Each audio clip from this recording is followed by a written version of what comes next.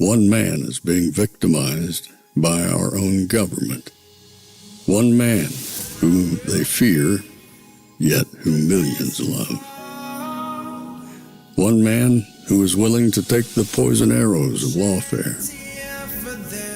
One man whose voice has been taken away by a corrupt judge operating in a corrupt system.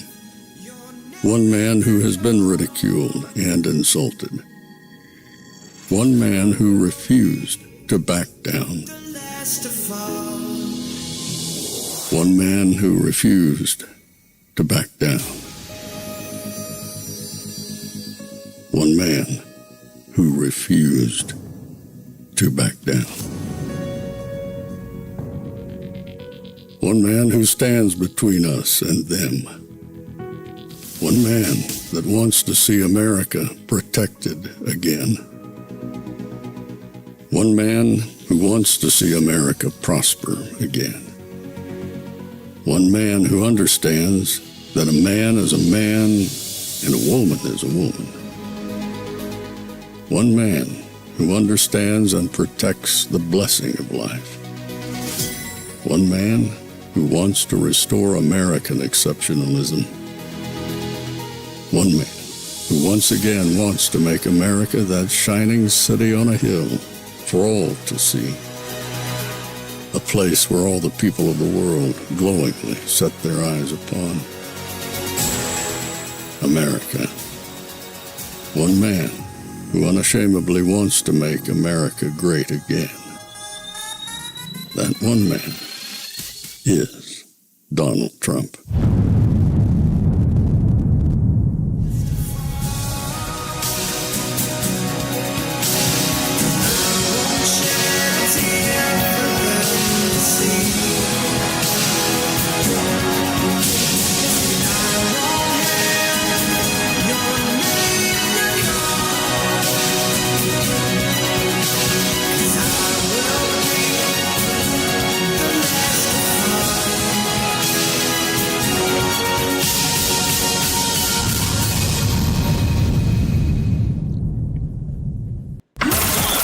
This is Fanfare with Barry Cunningham. Welcome, everybody, to show number 2 on a Thursday afternoon.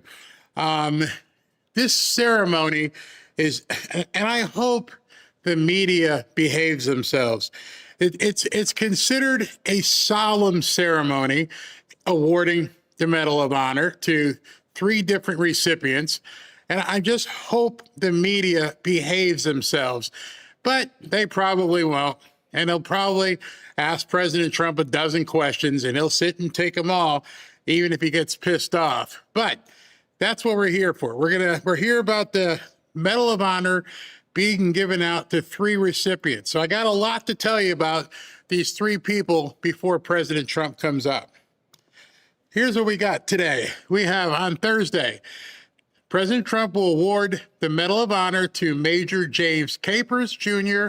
He's in the U.S. Marines, retired. Colonel John W. Ripley, he's giving his posthumously. And Major Nicholas Dockery, a U.S. Army retired veteran. And I'm sure they'll be talking about this as well, but then Second Lieutenant James Caper will receive the Medal of Honor for acts of gallantry and intrepidity above and beyond the call of duty as a team leader with the 3rd Force Reconnaissance Company, 3rd Reconnaissance Battalion in the Republic of Vietnam from March 31st to April 3rd, 1967. Wow. That's a long time ago. During a 4-day reconnaissance patrol, he and his team were tasked with locating a North Vietnamese regimental base camp. Despite making contact with a numerically superior enemy force on 3 separate occasions, he tenaciously continued the mission.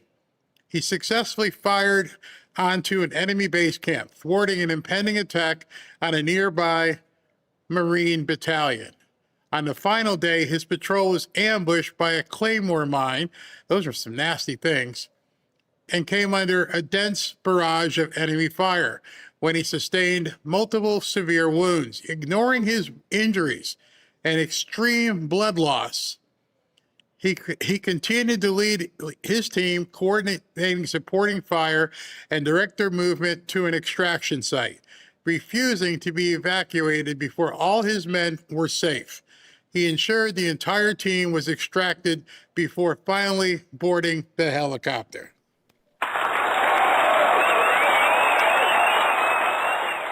Next up, we have Captain John Ripley. He will receive the Medal of Honor posthumously. This is the guy that died, obviously, for acts of gallantry and intrepidity above and beyond the call of duty on April 2nd, 1972.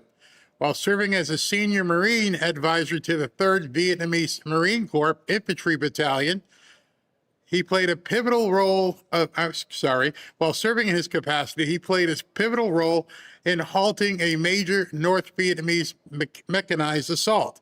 The enemy's rapid advance depended on the capture of a bridge in the village of Dong Ha. To destroy the bridge, Captain Ripley single-handedly moved He single-handedly moved 500 pounds of explosives into position. For 3 hours, he repeatedly exposed himself to intense enemy fire as he climbed beneath the bridge along its steel beams to emplace the explosive charges at key structural points. After successfully setting the explosives, he detonated the charges, completely destroying the bridge and stopping the enemy's advance.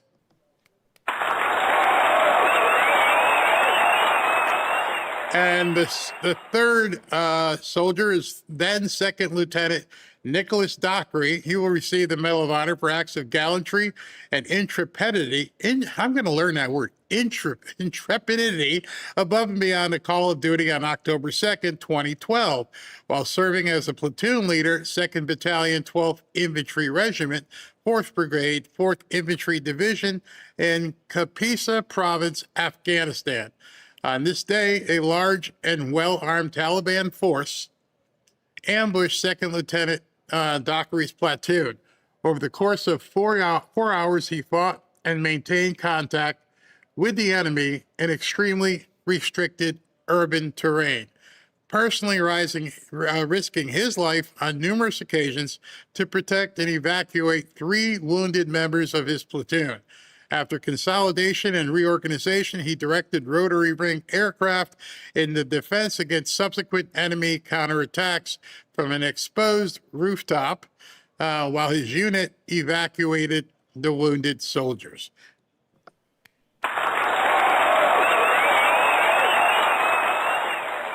So those are the 3 gentlemen that will be recognized at this ceremony. And one of the guys, I believe, was at one of the, maybe I think Trump's State of the Union address, and the older black guy. So that should be coming up momentarily. I want to show you a couple other things as well while I've got you here. Probably most important, I posted this on X following our morning breakfast and going over the MOU.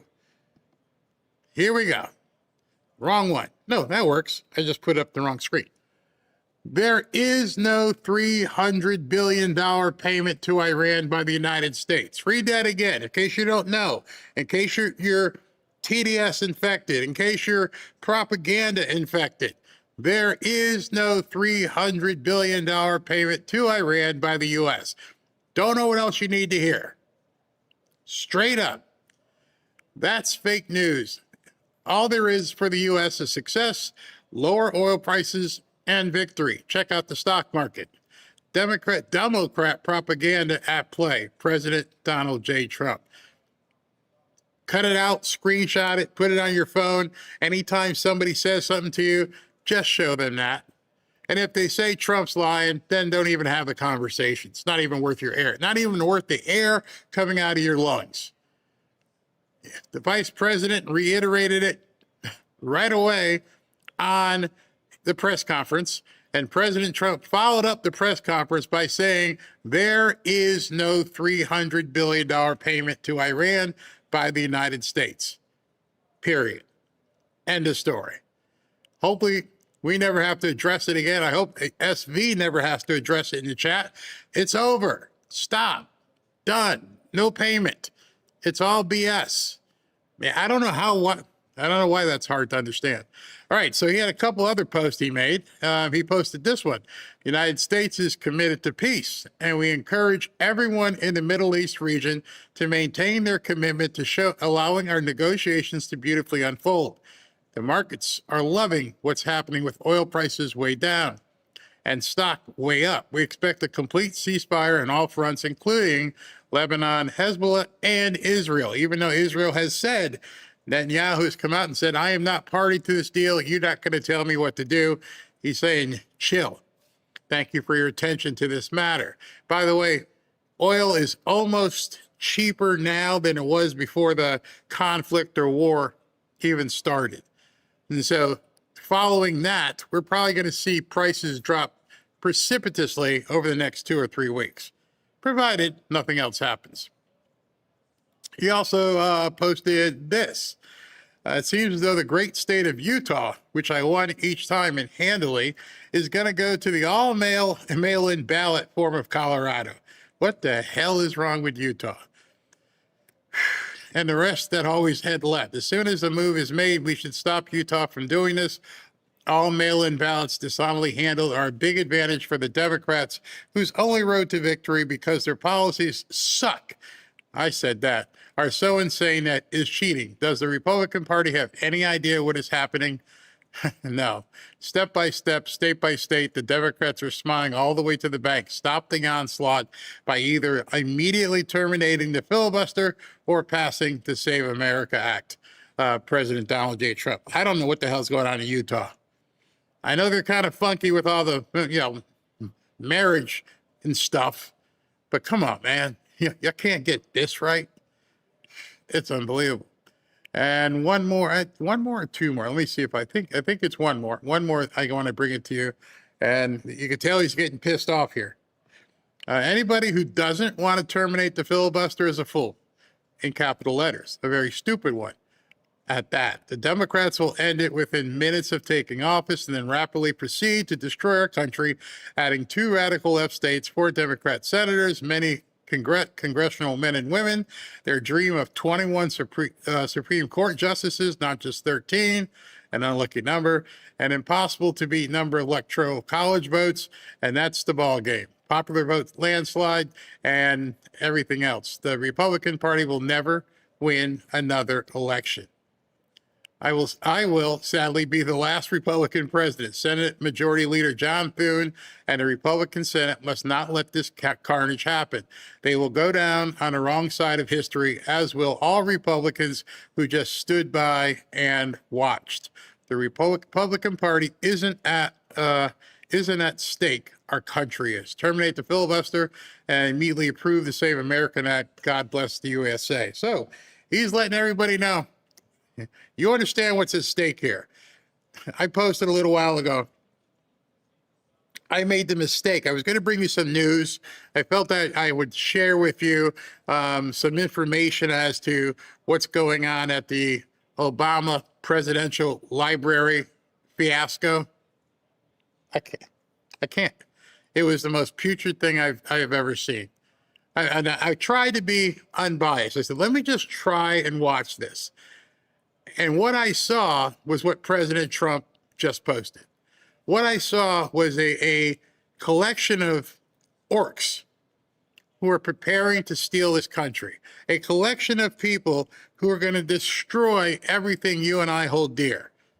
And they were celebrating it. It almost looked like the Hunger Games. You had all the elites, and then the rest of the people who have no idea what the hell they're doing. It's like, hey, let the odds forever be in your favor, because that's what it's going to be. That is exactly what it's going to be. All right, so I'm looking at I can show you guys. You guys can see this. Impact jobs and college degrees. And how about this, if that's not big enough? Human value. NVIDIA CEO Jensen Huang's answer to me on that, well, it may surprise you. Our full conversation. I like that guy. I like Jensen Huang. He's a CEO of NVIDIA, when he talks, that's somebody I want to listen to as well. But we got something else we got to deal with, so I'm not going to take that. I just saw the financial information. That's what I wanted to share with you. So that will be coming up relatively shortly. President Trump's Medal of Honor ceremony. In the interim, I do have a video to show you. I don't know if you guys, I doubt you saw this. I doubt many people even knew it was happening. Pete Hegseth was overseas in Brussels meeting with NATO, and he was dropping the hammer over there. And nobody talked about it. Nobody talked about it. But before I get there, let me bring in SV and see if he's got anything he wants me to say. What you got? Anything? Hey there. Good afternoon. Yeah, well, stock market's all green across the board. It ended up again in the positive across the board. And the price of a barrel of oil, it's down into the mid to upper 70s, continues to go down. In my area, I saw it for $3.60 about 3 weeks ago. It was $4.30, so it's down almost. Well, they said the national average is in the threes right now, so it has dropped. It did, interestingly enough, it did jump at the end of the day here. It's going up for some reason. It's very odd. So I don't know if it's people taking profit or what, but here, let me show you. This is oil. Oh. You can see it. It went way down till almost 73, and then all of a sudden it went all the way back up to 76. And now, who knows what it's doing when it's waffling, but it went down to 73, but now it's on its way back up. Very, very interesting. Very weird. Some profit takers, perhaps. Who knows? Maybe Pelosi got in and she's selling her stock. Oh my gosh, that's too funny. But that's very interesting. So what do you got? Yeah. I sent to you on X, just another story from Janine Pirro. I love the way they just keep on going after the scam. So this is kind of, I like the numbers. So look at this. Yeah. So the Scam Center Strike Force counter has officially moved from 725 million up to 832 million in funds restrained from, this is one you probably haven't heard from before, Chinese transnational criminal organizations. Thanks to two major pump and dump schemes broken up by FBI Nashville, that was 85 mil and 11 million. A $3.5 million investment fraud scheme stopped by FBI Nashville. Looks like they're going one state at a time here. And a $2.3 million investment fraud scheme disrupted by USSS WFO. Not sure what that acronym is, but she basically says our office remains committed to dismantling the financial infrastructure of transnational crime and protecting public assets. Look at that. Look at that counter. My gosh. I mean, it just seems like now we're seeing stuff that we hadn't seen before, and it's been like an open assault on the American dollar. Just steal as much as you can, and nobody bothered even checking before. It drives me crazy. Absolutely drives me crazy that's where we are. My gosh. Yeah. Meanwhile, in California, the fraud continues, and it's not even that too. I mean, apparently I saw something earlier. I'm trying to find the story here, but Governor Newsom's California is illegally pushing utility companies toward $633 million in contracts for specifically LGBTQ companies, and they must pass a gay certification program to get it. I can actually send that to you real quick so you can see it's that. funny. As much as we read it, look at this. This is what the Democrats are pushing. Trump is claiming there is no $300 billion payment to Iran by the United States. These are his handwritten initials. He should read his own memo. We read it. I don't understand. He is pretending. Let me see what he posted. Yeah, it's the same one. That the regional partners will develop a definitive mutually agreed plan. And again, the idiot Democrats read this stuff and they're saying he's giving away $300 billion. Oh my gosh, man. I don't trust the guy who doesn't know how to cook a cheeseburger, man. So I'm not going to go with him. That's a good point. Wow. I hope there's some people in here that that call him out for that insanity. But that's what they're doing.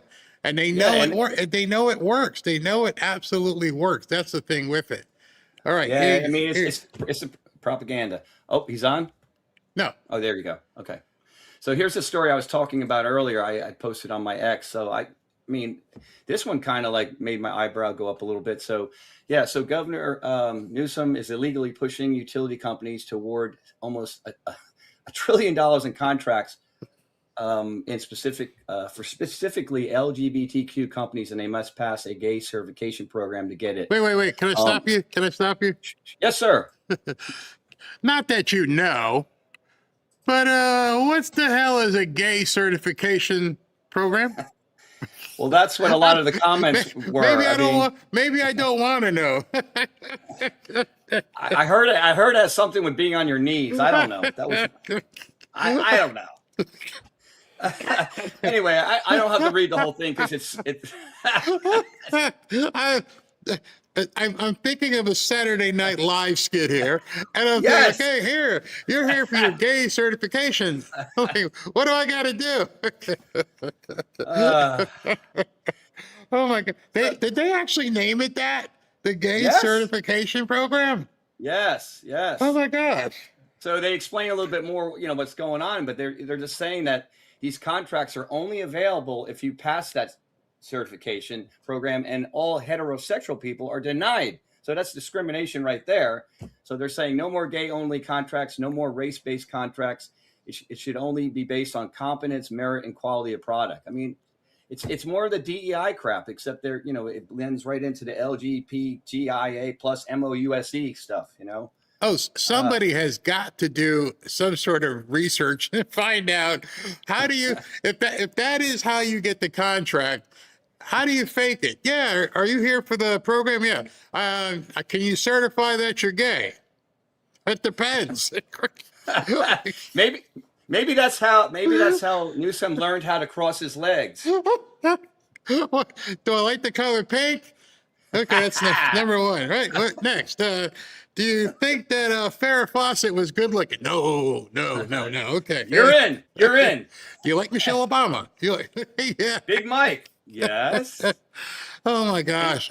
I'm gonna have to dig into what the hell the gay. I gotta find it. Tell me what I wonder if Grok. When we come back to you next time, you're gonna have to tell me if you can define what the gay certification program is, because I'm scared to ask. I don't want to know. I don't know if we want to disclose the gay certification program, and is it for?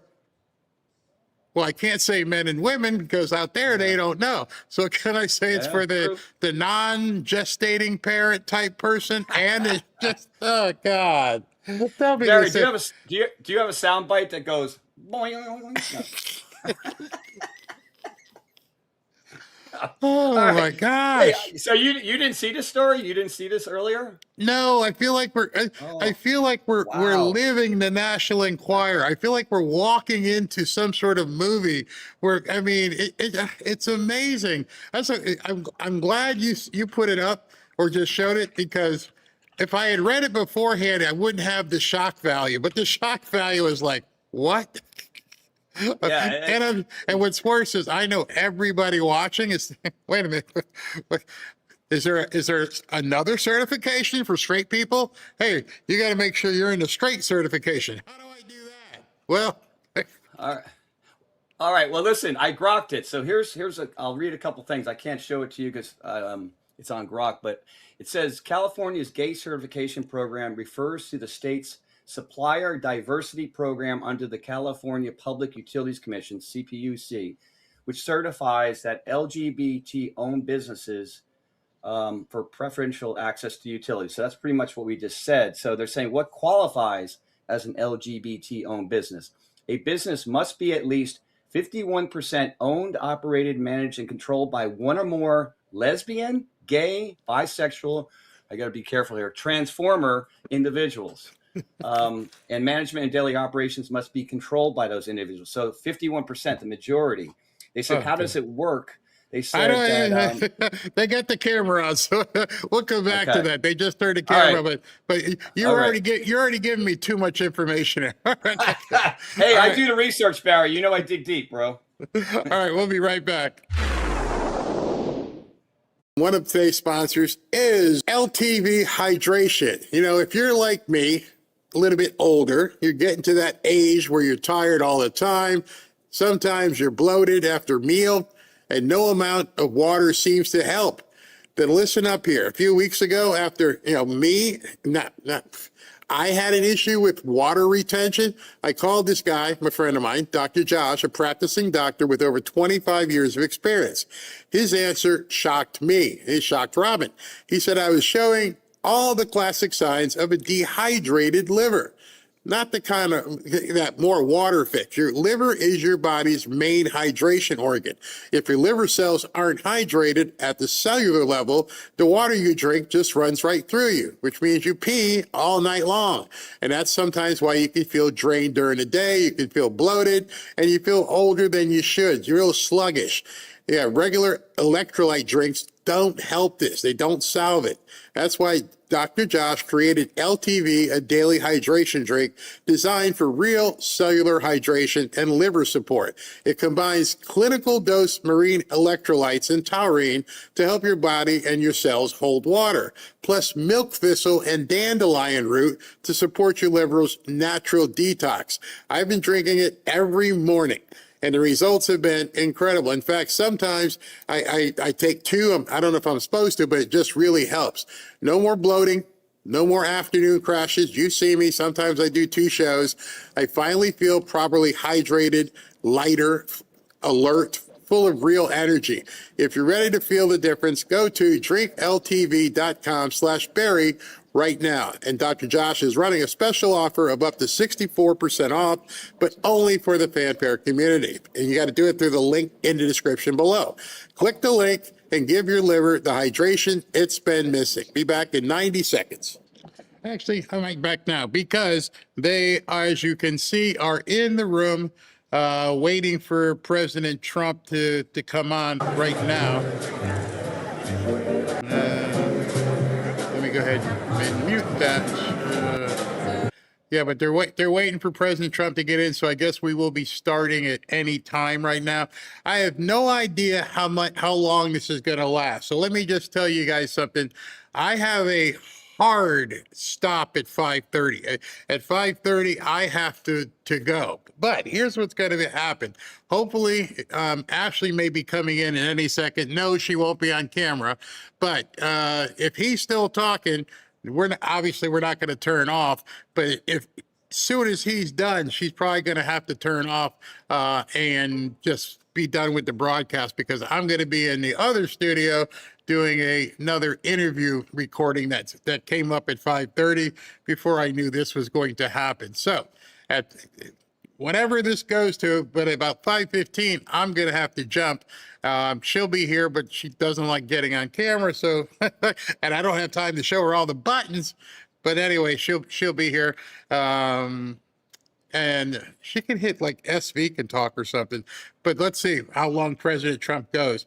I'm seeing mostly, as you can see in the audience, it's mostly, dignitaries and stuff. So it's not a lot of press. So he might not take any questions, which would be fine by me.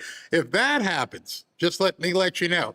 If that happens, if President Trump comes out and he does the ceremony and he doesn't take any questions, I have other content for you. Pete Hegseth, who is in the room there, which is very interesting, means he flew from Brussels and got back here for this event. He did a really good speech this morning, which I have for you. It's canned up. I didn't want to start it now, and just in case President Trump came on.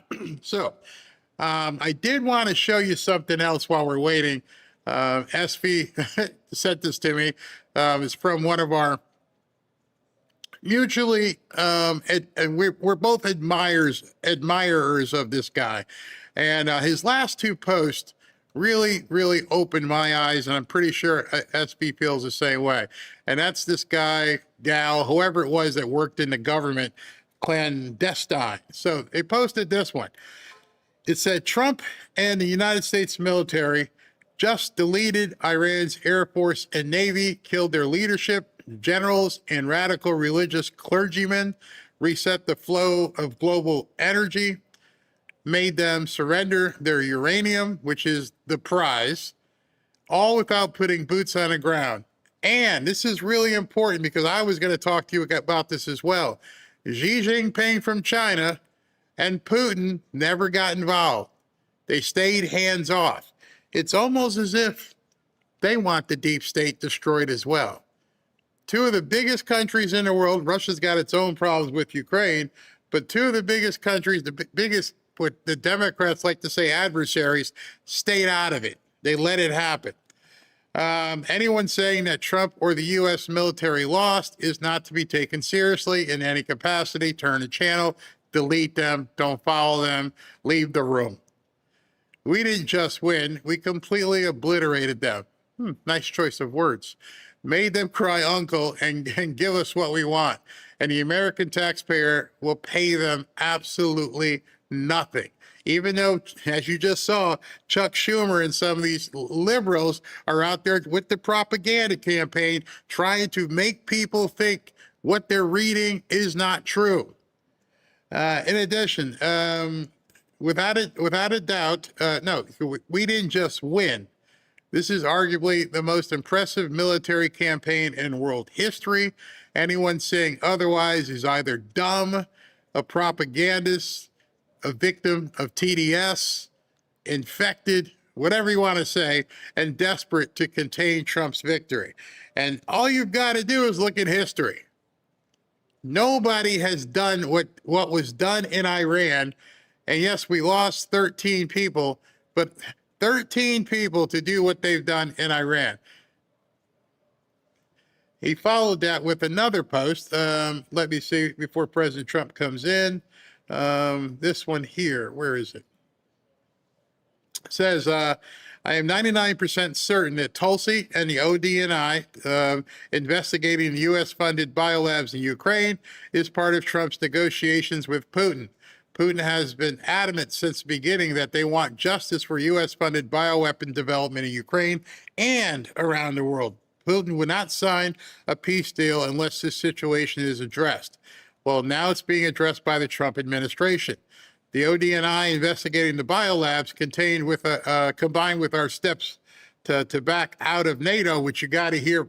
This is where this ties in. The reason I wanted to say this so you can hear what Pete Hegseth said. Our steps to back out of NATO and reduce our military footprint in Europe tells me that Trump and Putin are already operating with some level of agreement. When you hear what Pete Hegseth says, it's going to underscore what he just wrote there. Putin wants the biolabs investigated, and Trump is helping, meaning Trump will get something in return. This is a massive deal, an extremely positive sign. And he quotes a piece here from Russia. We hope the U.S. authorities will complete their investigation to the funding of the biolab research conducted outside the country's territory and decide to make all the available facts public. We expect these statements to be followed by concrete actions.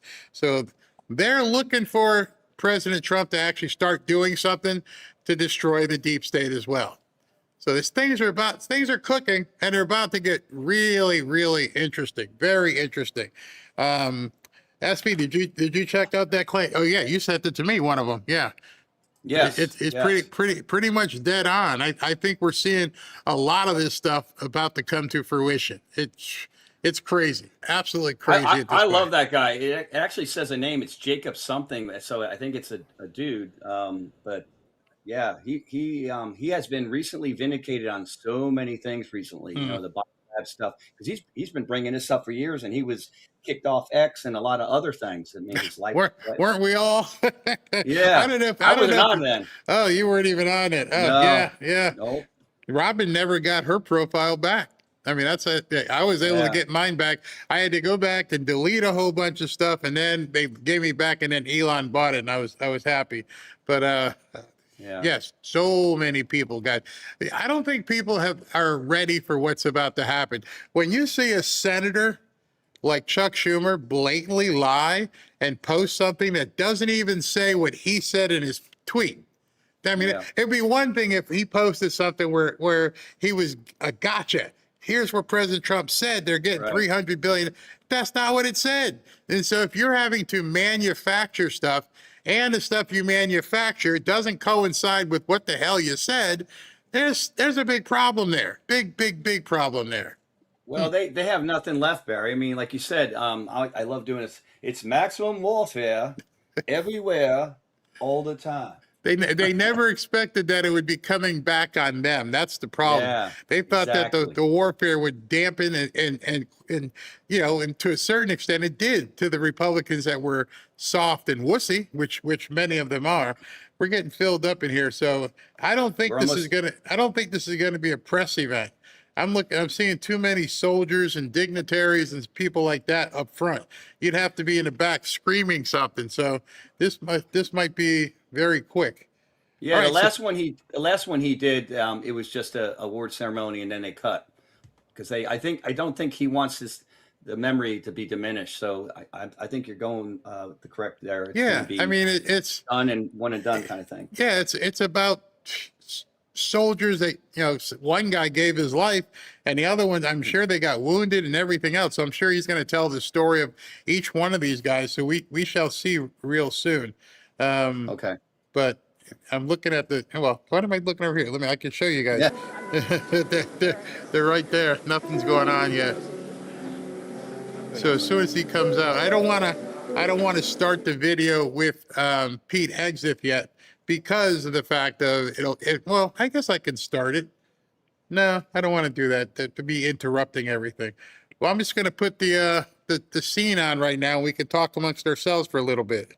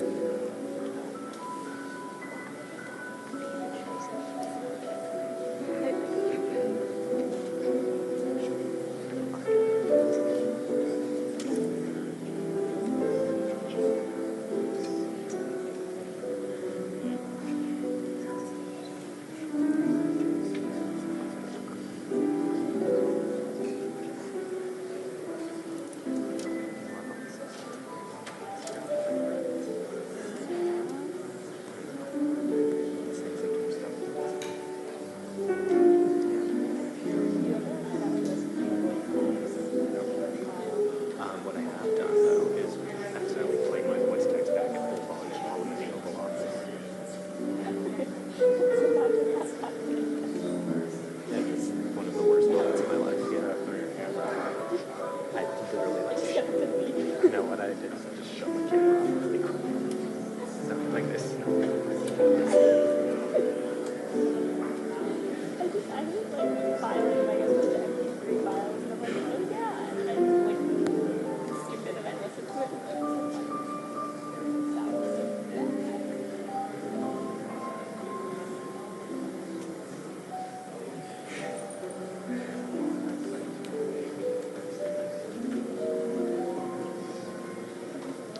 Excessive.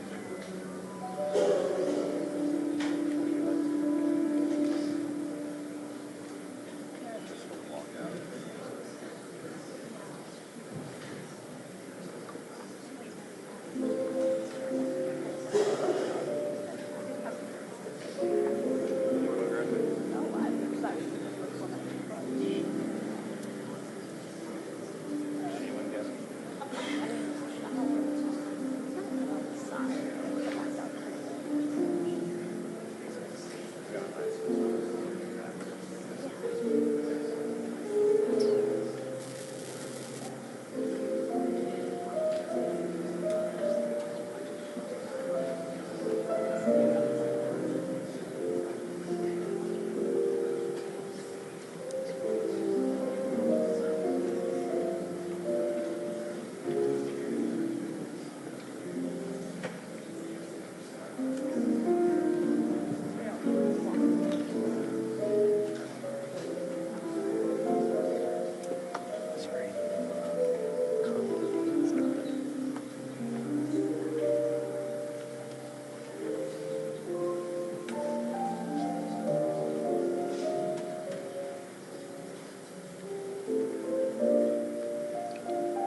No, I don't want you to take a nap. I was being somber, solemn, because I mean, they just wheeled in one of the veterans right there.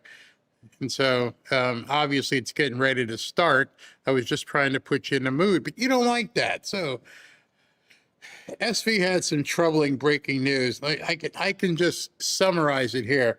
It looks like somebody who's a part of that tolerant religion over in the UK tossed a 3-year-old toddler. They're at the zoo or some sort of animal place, and he tossed a 3-year-old toddler into the crocodile area. These people can't live amongst us. They are absolute savages. How do you take a 3-year-old kid, pick him up, and toss him into an alligator pit, or rather a crocodile pit? And I can't show the video, obviously, because don't want to do that. But just suffice it to say, these people they can't walk amongst us. They can't. I mean, you sent me that story, and I was like, I can't post a video. I can't even post a tweet. Yeah. But I mean, damn. I mean, we got to post the good and the bad stuff. I mean, it's reality, right? They did do an update, say the kid is in critical condition. He didn't pass, but I'm sure he's in bad shape. So I'm keeping an eye on it. Yeah, they won't release the name of the perp. So I mean, they're telling you without telling you what type of person it was. So I mean, look, I'll tell you what. It's a good thing I wasn't at that zoo, because somebody else would have got tossed in with it. I would have helped you. You're with them. You're going in there too. And you have to wonder, with all the, how did I say this? The report that came out yesterday or the day before about the gangs and what they're doing to women. That's the best I can say it. Oh no, I heard about that. I saw the interview too. Wow. Oh my goodness. Wow. I didn't know that. I didn't know it was that bad over there, but apparently they don't have the manpower, because they're still dealing with like plastic guns. The cops, they don't even have guns. They have batons and stuff. I mean, so what you have to imagine is, what the hell are the men doing? Because I know I saw the big rally Tommy Robinson had and everything, but they got to rise up. They got to do something. You cannot have your entire female population being nothing more than prey. Just walking around. It's crazy. You saw what happened in Ireland though when they tried to uprise. The police came in with water cannons, and they had set up barricades. They blasted through it. Like, they were going after the people that were upset instead of going after the the perps. There's something. I mean, the takeover in Europe it's like a disease. It's a plague. And that's exactly what they want here. I know what I can share with you guys while we're waiting. I had a story waiting, and that's what I do. I have a story we can talk about. I had it in the can here. Let me go to this. Do I have it here? I thought I had it in here. Where is it? Magic of TV. Oh, here it is, right here. Okay. All right. Poof.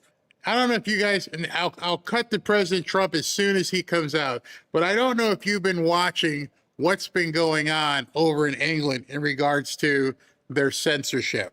Every parent wants the best for their kids, and that's what being a parent means. And for me, for my 2 kids, all I've ever wanted, hand on heart, is for them to be safe and for them to be happy. And the rest is up to them. But I think back to when I was growing up, and I have to say, I think we had it easier. These days, kids have to find their feet in a world that changes so quickly, where technology intrudes into every area of their lives. And we know that harms them. The response from parents in the consultation has been absolutely clear. Thousands of parents say their children are addicted to social media. I got to stop right there.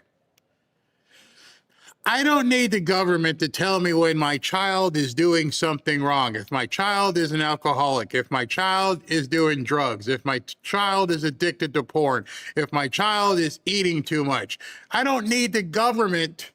I don't need your help to help me fix it. In fact, I needed to fix it well before it got to that point. We're not talking about an actual physical addiction. We're talking about kids doing this. You know how you stop kids from doing this? They don't have it anymore. Or you give it to them for 30 minutes and you take it away. Whatever it is that would work for you, you still don't need the government looking over your shoulder and saying, let me help you raise your kid. You're not doing it right. Your kid's watching too much social media. At least the wrong kind of social media, which I'll tell you about in a second. That's what this is all about in England. They want to tell you you're not doing the job as a parent, or you have parents over in England who are acquiescing, saying, we can't stop it. We cannot raise our own children. We don't know what it takes to raise children. Well, did you not remember how you were raised before social media came in vogue? Did you not understand what you had to do to live a life without any kind of addiction? But you need government? I don't even want the government involved in gambling addiction. What the hell is the government doing in telling people in England how to raise their kids? It can leave them trapped in a cycle of endless scrolling that displaces play, sleep, and time with the family. It can harm their mental health. It can harm their mental health. What about trying to tell them they can lop off their junk? You think that maybe harms their mental health, but you're pushing that. You keep pushing that. We're trying to figure out how we can raise normal men and women. Oh, sorry, I just said two words that don't go together in England anymore. And frankly, parents need our support on this. That is why today, the government has decided to ban social media access for children under 16. The government has decided to ban social media for people under the age of 16. They're not even allowed to actually log on anymore, except if it's blue sky. And so you might be asking yourself a big, giant question. How does the phone know if somebody is 16? Well, the part he left out there is that people over 16 have to prove who they are in order to get online. You see, this isn't about stopping the kids. It's about grabbing a hold of digital ID under the ruse of we're helping children. Oh, we're going to make sure your kid's safe, but you need to prove to us that you're a good parent, and we just need to have you just get this digital ID. This was nefarious. This was sinister. This was a crock of crap, and they're using it as a model for other countries to do the same thing. I.e., like President Trump said, if we don't stop them, we're going to lose our country. This is definitely on its way across the pond. It's a big step for our country. Now, it's not an easy thing to do. I'll be honest about that. We haven't rushed into it. We've looked carefully at the evidence. And we'll have to adapt our approach as technology changes. Learn from other countries which are taking similar steps. So they're already doing it. I want to know who the other countries are that are already doing this. They're already implementing this, telling you you can't have a kid under 16 on social media and that you have to prove that you're over 16. Bring in your ID so we can give you the passcode so you can get on X or Facebook. But don't share it with your kids, but prove to us you're over 16. And it's fair to say that this decision has been resisted, and it will face resistance from some of the most powerful companies in the world. But we will take them on, and we will win. Because the need for action could not be any clearer. Social media is making our children unhappy, because today is a big moment for our country. This is a big step, real change for our children and our future. Because today I can announce that the government will ban access to social media for all children under the age of 16.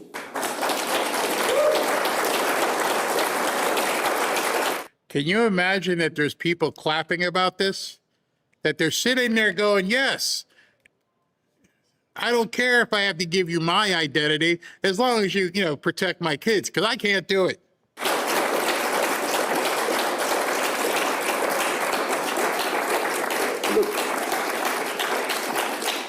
And this is not something I do lightly, and I will not present it as cost-free, as if social media has brought no benefits to young people, because clearly that is wrong. But government is always about choices, and it's clear to me that a full ban is the right choice. Now, I come to it as a parent myself. I know exactly the fears that we all feel when we're thinking about this issue. You know, all I've ever wanted for my own children, hand on heart, is for them to be happy and for them to be safe. And I think that's what any parent wants. But I ask the question now, do we truly believe that social media creates a happy environment for our children? Do we truly believe that it's a place where they can feel safe? I don't think I even need to answer those questions, do I? Yeah, actually you do. I don't understand how it's your place to determine that. I don't understand how it's your place to let people know how their kids are going to be safe. Shouldn't that be the parents' responsibility? Shouldn't the parents be talking about how we're going to keep our kids safe? I didn't know back in the day at all that my parents went and said to the mayor or to the governor, I don't know how to keep your little Barry safe. He's got this thing. He likes to watch football games and there's cheerleading. No, it didn't happen. Now you've got people giving over the rights to their children to the government. And in turn, not realizing what they are actually doing is giving over their own rights. And so as this begins to spread about the country or countries, there's no doubt that the Democrats, given the opportunity, would do it here. This big brother-esque thing that they want your money, they want your time, they want your mind, and now they're going to try and control you online. So all of you have to realize at this point, this is indeed where they are headed, this dystopian craziness. And they're going to use the ruse of it's for your kids. We're going to make sure your kids are okay. And in order to make sure your kids are okay, because you can't parent, we're going to take over the parenting of your child. We're going to make you, in turn, register. Just imagine that. You are going to give over the control of your children to the government. And that's okay with them. They were happy about it. It's insane. It's freaking insane. Man, I don't know. All right, so President Trump is still late. Looking on the screen here, they're still just milling about, waiting for him to come out. So as soon as he comes out, obviously we'll cut to it. All right, SV, you got anything new on your end? I have something. I hope it's from Benny Johnson. He showed a picture of the all the presidents lined up in the picture today at the trash can for Obama. Look at Slick Willie. What in the hell happened to him? But the main thing is that Michelle Obama towered over all the male presidents. But I mean, the whole group. I mean, even Biden looks like he's like going to fall over. I mean, look at this group of demonic people. What in the hell? God. Look, and Hillary's leaning away from Bill. That's telling. I'm a poker guy. I'm reading body language. She's like, I don't want to be next to him. Wow. Well, so yeah, even George Bush has been such a disappointment. Just. Unfortunately. Wow. Just, is Bill's spine like broken or something? I'm not even gonna go there.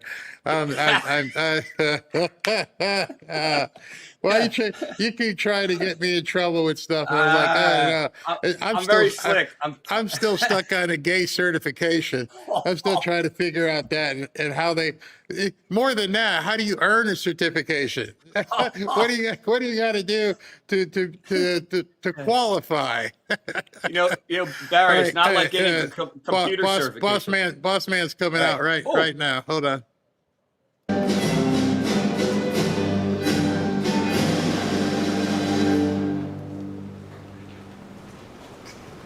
Ladies and gentlemen, I invite you to pray with me.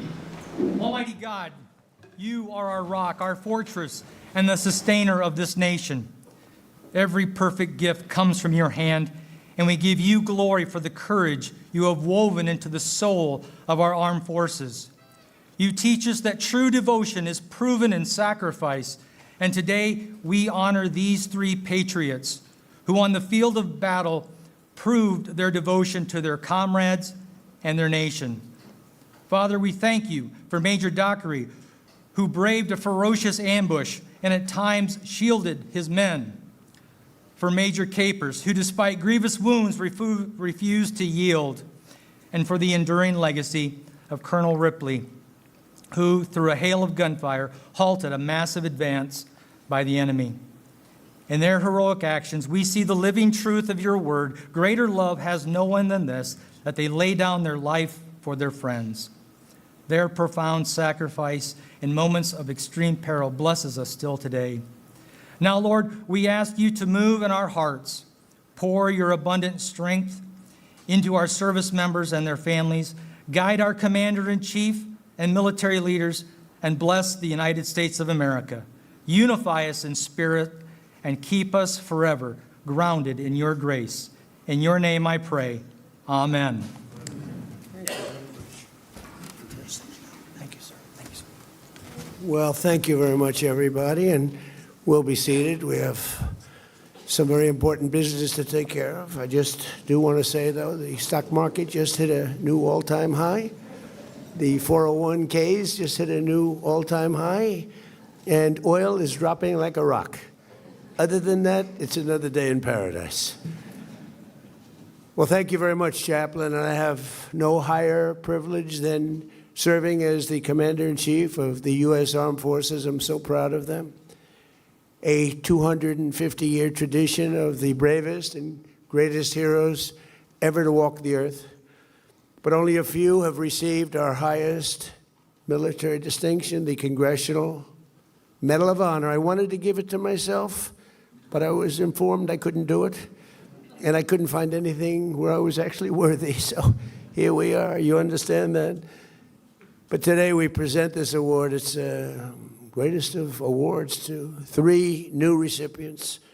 Marine Corps Major James Capers, Marine Corps Colonel John W. Ripley, deceased, and Army Major Nicholas Dockery. Thank you. We're pleased to be joined on this occasion by the Secretary of War, Pete Hegseth, and he's had some good victories lately, I will tell you. He's going to have a lot more. Ambassador to the United Nations, Mike Waltz. Mike, thank you. Chairman of the Joint Chiefs of Staff, Dan Kane. Acting Secretary of the Navy, Hung Cao, and Commandant of the Marine Corps, Eric Smith. Thank you very much. With us as well are Senators Lindsey Graham, Todd Young, and Jim Banks, and members of Congress, Morgan Griffith, Ralph Norman, Jim Baird, Victoria Spartz, all great people, all great fighters, every one of them. Know them all. I also want to salute 11 former Medal of Honor recipients: Barney Barnum, Kyle Carpenter, James Livingston, Joe Marm, Jim McLuhan, Dakota Meyer, Patrick Payne, Earl Plumley, Ed Byers, Will Swenson, and Brian Thacker. Thank you all. It's great to be with you again. Thank you.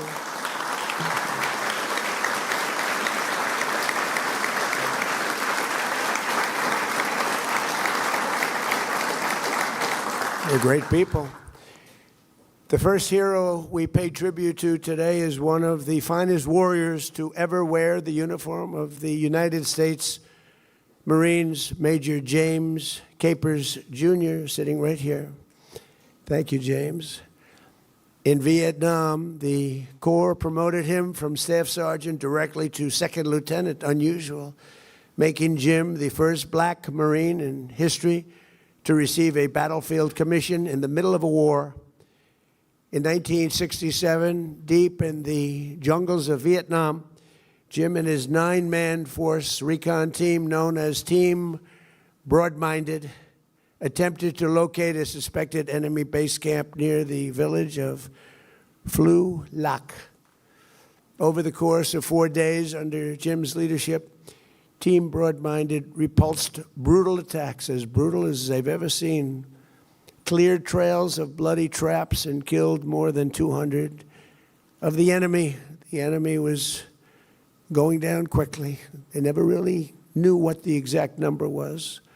On the 4th day of battle, a numerically superior force of Viet Cong soldiers launched a truly devastating ambush.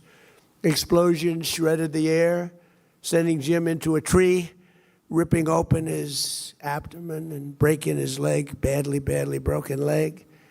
Shrapnel peppered his body in 17 places. I hope this isn't giving you some bad memories, Jim, but I'll tell you, everybody admires you, what you went through, believe me. Every one of his fellow Marines went down wounded, but Jim rose, pushing forward on a leg that shouldn't have been able to carry any of his weight.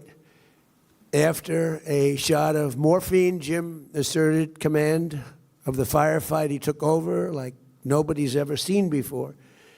Barely clinging to consciousness, he called in close air support for an entire hour. Very dangerous. It was sometimes a little bit too close. And it was the only force strong enough to repel the onslaught of a lot of very tough soldiers on the other side. Once an extraction helicopter reached his team, Jim loaded his wounded men first before finally loading himself. When the helicopter groaned under the weight of his entire team, too many people, he attempted to deplane, but his team physically held him back, refusing to leave their leader behind. For his incredible valor, Jim was recommended for the Medal of Honor in 1967, and everybody knew he should get it. But life is life. His commanding officer, who was his biggest fan, was tragically killed before the paperwork was signed. That's a bad break, but now you're doing it. Maybe this is better. You had to wait a little while, didn't you, huh? Jim, the nation kept you waiting far too long. So I say to you, congratulations. You made it. Thank you. Congratulations.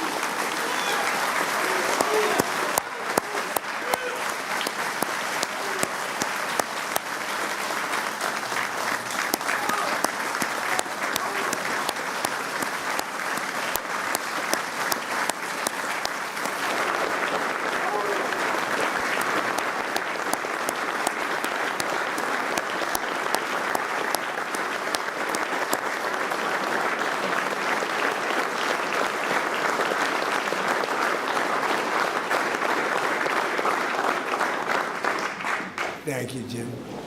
And thanks as well to your niece, Renee, and her son, Eric, who I just met. What great people. And brother-in-arms, Joe Rodriguez, a big fan of yours. Thank you very much. Congratulations. Next, we honor another legend of the United States Marines who is sadly no longer with us, Colonel John W. Ripley. In the spring of 1972, the North Vietnamese prepared their Easter offensive, the largest ground invasion since the Korean War. It was a big, big invasion, over 30,000 North Vietnamese soldiers and 200 tanks and lots of other equipment, high level, plan to penetrate deep into South Vietnam and collapse the embattled republic. The only thing standing in their way was a bridge across the Chu Viet River and the extraordinary courage of then Captain John Ripley. Everybody knew he had that. As North Vietnamese forces surged to the North River bank, it became clear that the assault could only be stopped by destroying the bridge. Vietnamese Army engineers had stockpiled over 500 pounds of explosives that needed to be personally placed under the bridge. As the only soldier with sufficient demolition experience, John reached for the first load of explosives. Everyone said, "Don't do it, John, don't do it." He grabbed the steel girders above his head, and hand over hand he climbed, dangling beneath the bridge and over the rushing water, with a lot of very angry people watching him. Completely exposed to withering enemy gunfire, John completed not one, not two, but 5 such trips. He was a strong guy, a very strong guy. At one point, John remembers a tank round blasting into the bridge and knocking him temporarily unconscious. For 5 straight hours, he hauled explosives, placed charges, and ran a primer cord to each one of them. He later recalled reciting a simple prayer, "Jesus, Mary, get me there, just get me there." When John detonated the explosives, the bridge collapsed into the river, crushing the advance and saved the hope of a free Vietnam. For Easter morning, for his heroic deeds, John Ripley was given the Navy Cross, and today we posthumously award him the highest of all awards, the Congressional Medal of Honor. And we're grateful to be joined by his sons, Tom, John, and Steve, grandsons, Stephen, Lewis, and Francis, and his beautiful daughter-in-law, Alexandra. And so I want to thank you all for being here, and congratulations. You have extremely good genetics. So congratulations. Please.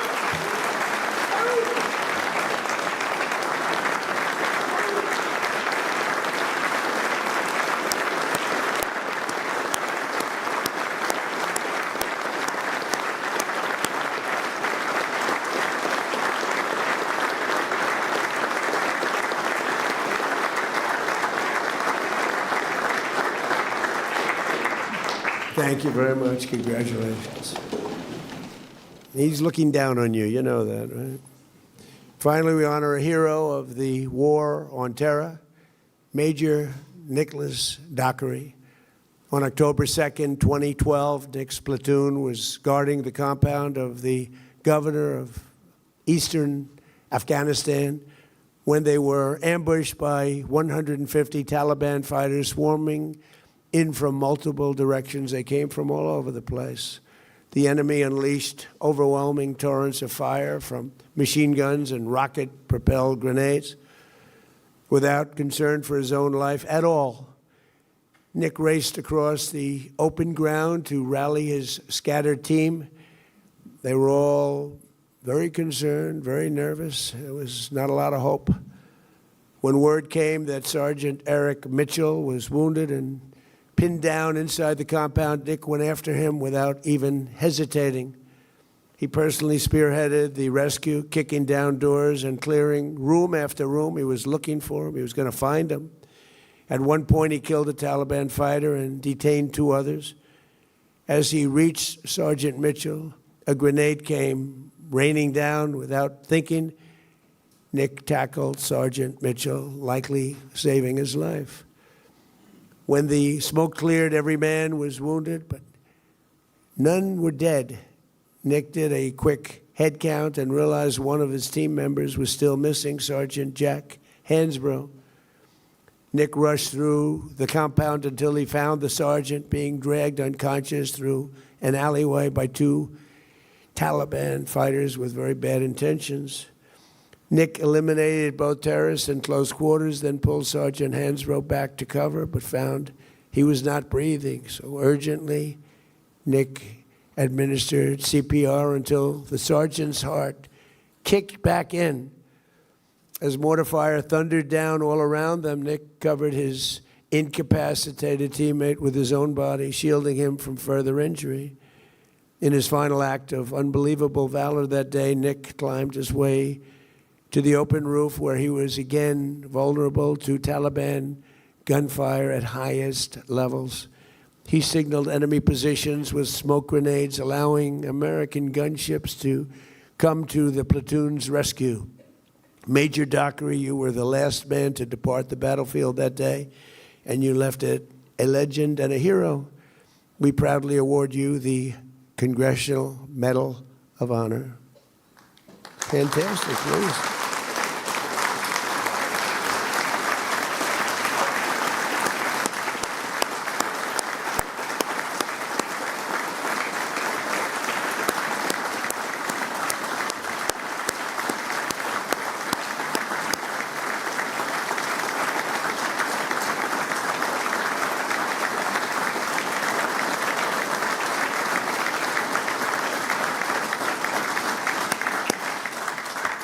Thank you very much.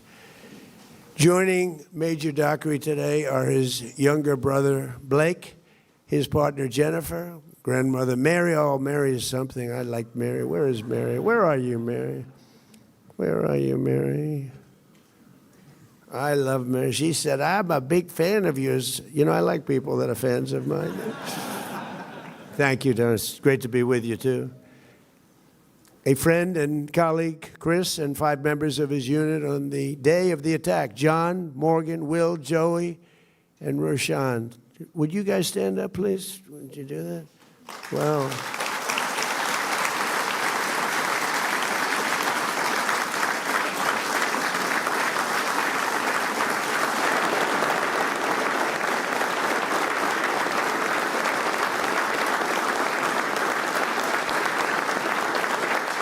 And we're going to get them some of those coins, Nick, okay? We're going to get them some of. It's not the Congressional Medal of Honor, but it's pretty good.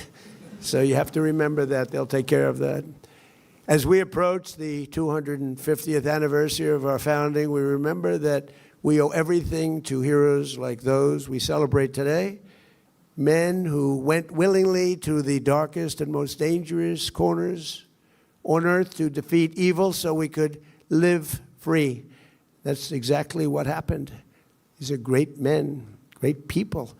We thank you, and we will never, ever forget you. And now I'd like to ask the military aide to come forward and read the citations, please.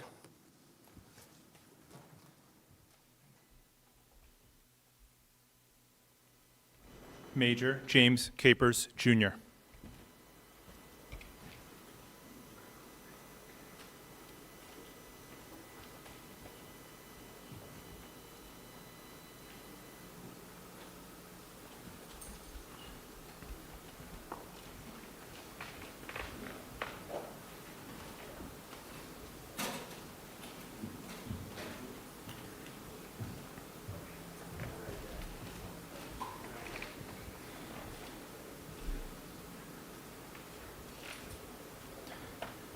The President of the United States, in the name of the Congress, takes pleasure in presenting the Medal of Honor to Second Lieutenant James Capers, Jr., United States Marine Corps.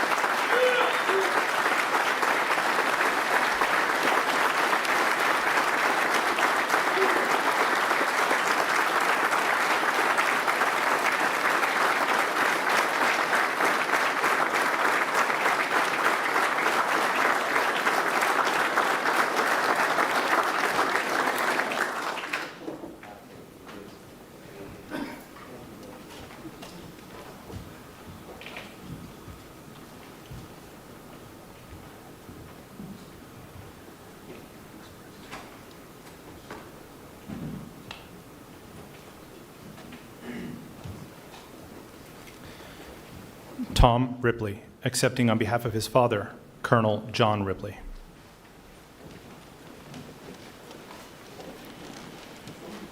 The President of the United States, in the name of the Congress, takes pride in presenting the Medal of Honor posthumously to Captain John W. Ripley, United States Marine Corps.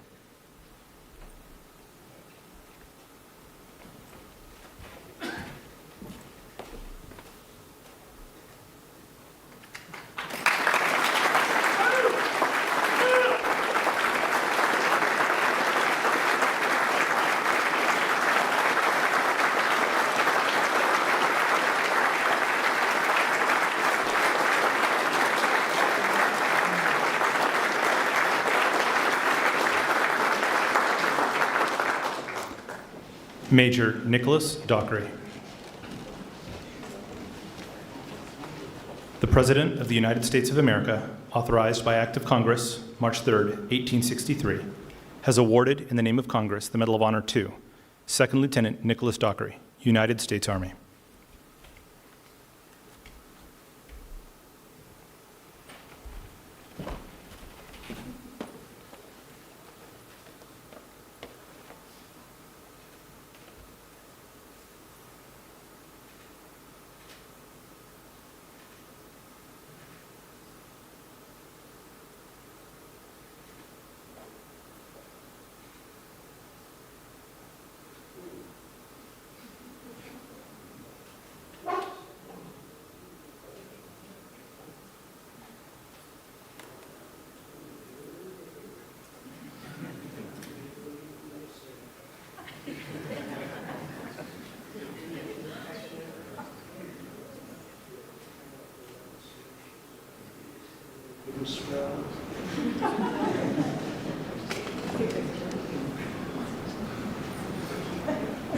That's not coming off now.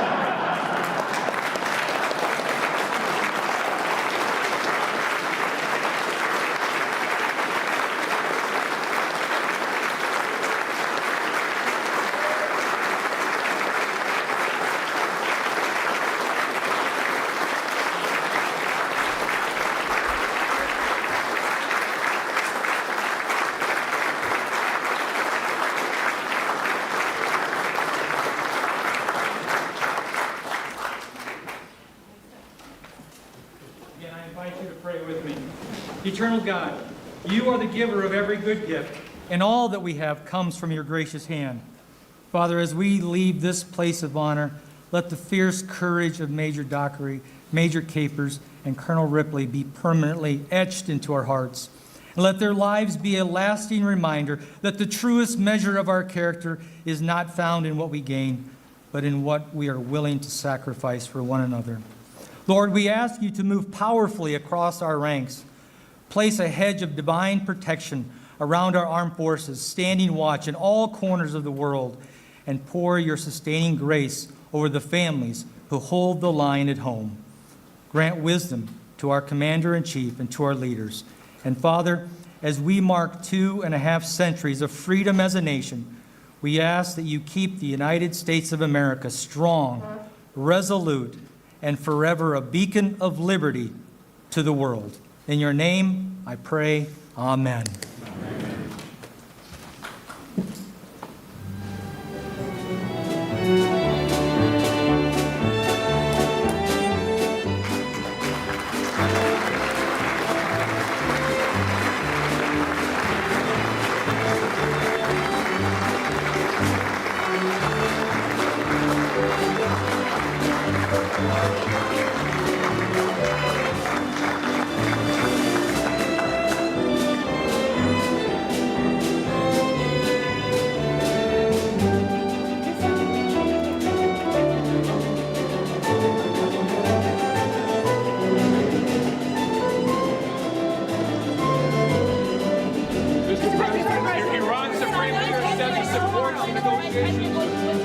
Is yours. Well, Mr. Secretary General, thank you for your leadership throughout and for this forum. And as I said at my first NATO Defense Ministerial last February, and as the Trump administration has said again and again in the last year and a half, our allies must step up. President Trump has been very clear on this point for many years and over 2 administrations. And for too long, NATO has been a paper tiger and a one-way street. No more. And that's what the Hague Summit is all about. That's what defense spending commitments are all about, transforming NATO back into a real military alliance that's focused on hard power and real deterrence, a NATO 3.0, modeled on the NATO 1.0 that won the Cold War, with our allies actually taking the lead in Europe's conventional defense. And that's what NATO was always supposed to be and what its framers like President Eisenhower always expected. Europe was not supposed to be a dependency of the United States. That's not what Winston Churchill or Charles de Gaulle or Konrad Adenauer wanted or expected. No, Europe was supposed to be a military power allied with a strong America. This is the essence of NATO 1.0. As Dwight Eisenhower himself said as early as 1951, if in 10 years all American troops stationed in Europe for national defense purposes have not been returned to the United States, then this whole process will have failed. Eisenhower was Supreme Allied Commander then, not yet our nation's 34th president. But he and his Allied counterparts, all of them still living in the shadow of World War II, understood that NATO's power did not come from committees or from meetings or from small flags on fancy tables. It came from warriors. And for Europe's defense, it had come from NATO allies. That was NATO 1.0. A hard-edged warfighting organization. Just to let you guys know, I've got to go jump and go to an interview. And so this is Pete Hegseth at NATO this morning. And so you're going to be able to listen to this while I go through the interview and then jump back in here. So it's about a 20-minute video of Pete Hegseth in Brussels this morning. All right, check it out.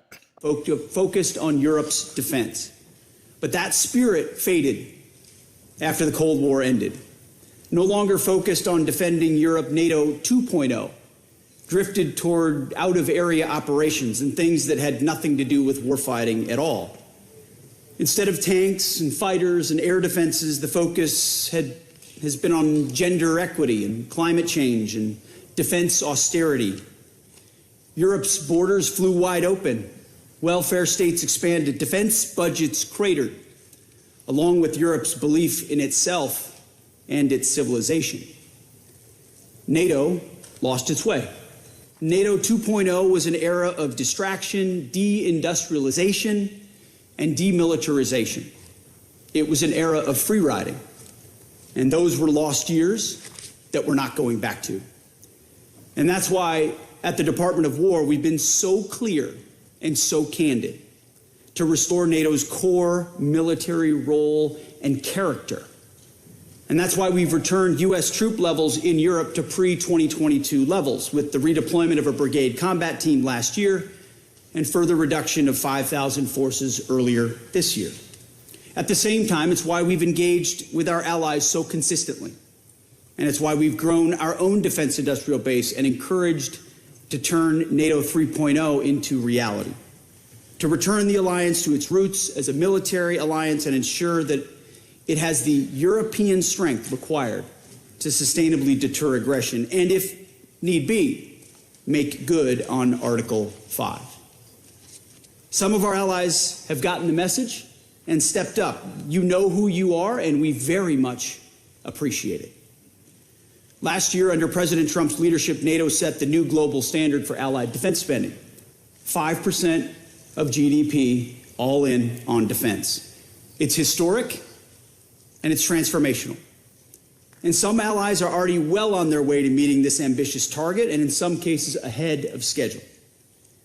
And as you've seen over the last 6 months, President Trump is also committed to the United States defense spending, more than $1 trillion in 2026 and a commitment of $1.5 trillion in 2027. We will lead and exceed our own NATO spending standards. And I'm personally on Capitol Hill in order to make sure we do it. It's not do as I say, it's do as we do. Some allies are also getting serious about how they're spending on their defense. In May, the Department of War told allies that we're reducing our contributions to the NATO force model. We also explained how allies can and should backfill those changes. General Grinkowitz reports that some allies have stepped up accordingly, and it's a good start. At the same time, just last month, a small group of strong allies gathered at Bergen for a conversation about focused allied defense spending on the capabilities required to defend Europe even in the event of simultaneous conflicts worldwide. Again, more serious progress. On Ukraine as well, progress. Through President Trump's Pearl Initiative, allies have taken the lead in funding support for Ukraine's defense. The Ukrainians are holding their lines even in the face of sustained Russian assaults. We said it could be done, that our allies could lead, and that it would be consistent with Ukraine's defense.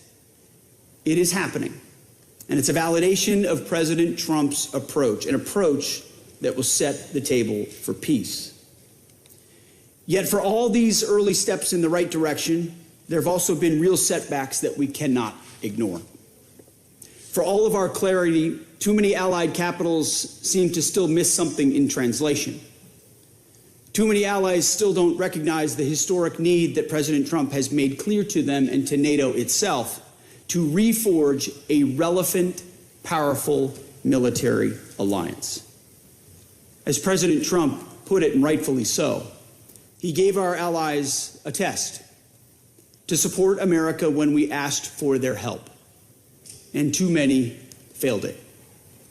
The United States has defended Europe for generations. And the president said, all he said was that our jets would need to take off from bases in Europe or our ships from ports to strike targets in the Middle East. Iranian targets that threaten European interests even more directly than they threaten us. But too many of our allies said no, or tried to drown us in arcane legal debates, or criticized us publicly for doing what they aren't prepared or able to do themselves. It was shameful. These allies, they put America's sons and daughters, our sons and daughters, at risk by denying them the predictable access, basing, and overflight that never should have been in question at all. In some cases, we had to shift capabilities from one country to another out of NATO allied countries altogether. There's no excuse for that. And that's not to mention the fact that some countries have yet to show a credible path to meeting their Hague commitments. Too much talk. Some of NATO's largest economies, some of our richest countries, allies that are happiest to go on about the rules-based international order and middle powers banding together still seem to think the era of free riding is here. Eisenhower and Trump disagree. This isn't what the president or America expects from this alliance. This is not what any reasonable person would expect. And it's not going to cut it anymore. And so we're doubling down on our effort to make NATO what it always was supposed to be, a balanced alliance with Europe in the lead for its own defense, NATO 3.0. And to make that a reality, I'm announcing today a 6-month Department of War review that will examine America's force posture and basing in Europe. Up to 6 months, could be less. Let's call it the NATO 3.0 review. This review will be conducted with the benefit of inputs from the United States military, from European Command. It will involve consultations with the U.S. Congress and with our allies. But make no mistake about it, this will be a real review. It will be designed to ensure that NATO is moving fast and irreversibly toward Europe leading, stepping up to take primary responsibility for the defense of Europe, stepping up to ensure our forces are postured for America's global needs, and stepping up to make sure that our access, basing, and overflight are clearly delineated and assured. Any other country would do the same. At the same time, going forward, our annual NATO dues will be contingent on other countries meeting their defense spending targets. Where other allies do not spend with urgency, our dues contributions will go down. NATO will be a two-way street. It's only common sense. America cannot care for or pay more for Europe's defense than our allies do. And this review will think outside the box. Our national defense strategy states clearly that we're going to incentivize and enable our allies to step up and do their part. So we're going to keep a close eye on allies who are not doing that and who say no, or maybe, or wait and see when it matters most. It's a review that some countries will fail and others will pass with flying colors. In the end, the review is intended to both improve U.S. force posture and basing and strengthen NATO 3.0. It's intended to be constructive, as we have always been. There are no strategic surprises here. There haven't been. I've been clear with all of you since my first remarks to this body in February of 2025. President Trump has always done the same. Our direction of travel is and has been clear. This is the right thing to do by the American people. It's the right thing to do by this alliance. Europe can and must take primary responsibility for its conventional defense as it pledged at the Hague summit. And in the process, safeguarding Europe's defense for generations to come. We know our allies can do it, and it's time. Thank you. And so the review that we're undertaking, the NATO 3.0 review, is simply that. Where is the right place for basing? Where can we make sure we have access and overflight when we need it, so that America is properly postured on the continent and around the world? It's an earnest review that we look forward to undertaking, working with Congress, working with our allies, working with General Brinkowitz, the commander of European Command, who's fantastic, and our policy shop, and we'll get to work on it right away. So thanks for coming along, and we look forward to getting back to Washington. A couple quick questions. Yes. Secretary, excellent. It appears there's unprecedented cooperation from NATO leadership today. But what about the countries that have been lagging in the overfly and all the other issues? Do you think they felt the impact of today? I know they felt the impact. We were clear, publicly and privately. We're not going to allow freeloading anymore. Excuses don't count anymore. Our dues, our NATO dues, are contingent upon other countries stepping up. This is not a one-way street. And so this is not as if this is a new message from President Trump or from me. And that's why most countries are responding positively, both publicly and behind closed doors. It was great to hear country after country say, we're going to meet our target, we're going to meet our target. There are still a few outliers, and we will be clear with them. And as we do this review, we'll change how we look at the continent as a result. Any other questions? Regarding the international effort to demine the Strait of Hormuz, was that discussed today? Have they given any kind of an idea of the time frame of what they can bring in and the time frame for getting it back up to pre-conflict traffic? There are European countries prepared to step up, and we welcome that. Obviously, any mines that are there need to be identified and removed, and Iran should be fully compliant, cooperative in that sense. But it's an international waterway. And frankly, European countries and Asian countries use it a lot more than we do. We've got energy independence and resources in our hemisphere that are bountiful and will change, I think, the energy architecture for a generation. European countries ought to be at the front. There are a number that have stepped up, and we welcome that.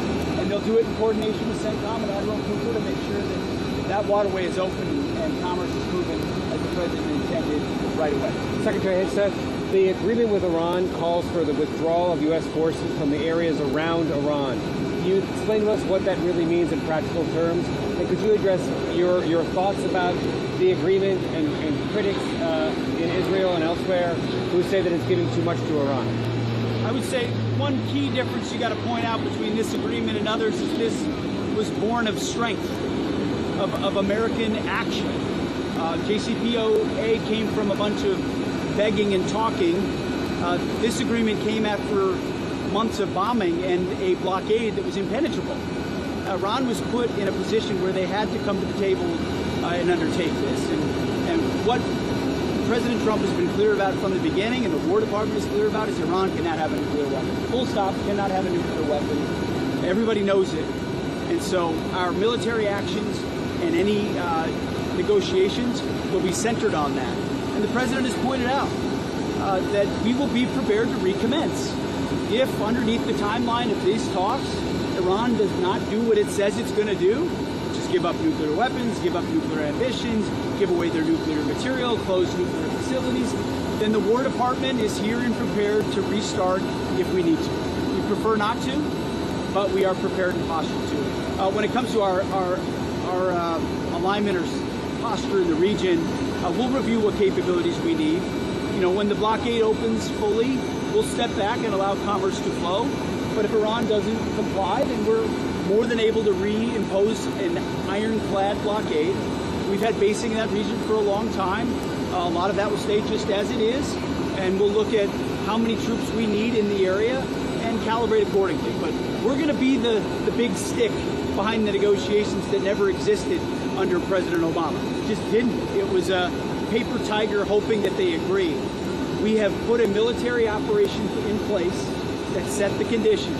Not to mention President Trump killing Qasem Soleimani, not to mention Midnight Hammer, not to mention not just the offensive operations of Epic Fury, but the blockade, which they haven't been able to have any answer for, and Project Freedom, which ran hundreds of millions of barrels of oil through.